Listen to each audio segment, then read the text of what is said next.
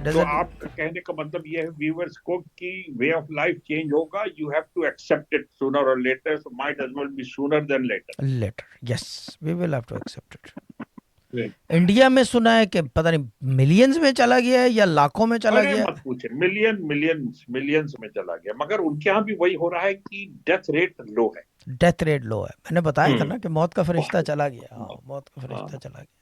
आज हमारे एक जानने वाले हैं, उनका फोन आया था कि वो उनके उनके उनकी वाइफ, उनकी उनका बेटा और उनकी दो नौकरानियां और एक ड्राइवर, 6 के 6 पॉजिटिव हो गए हैं। तो वो खुद और वो जो है उनकी उम्र 70 है, तो वो दोनों हॉस्पिटल चले गए, बाकी सब घर में आइसोलेट किए, सब positive. Can you believe that? क्या बात है, तौबा। समझे ना, इतना इतना रैम्पेंट हो रहा है, तो हमारे हर दूसरा जानने वाले को हो चुका है, समझे ना। एंड फ्यू हैव डाइड, समझे ना। तो अब ये इस मुल्क की पोजीशन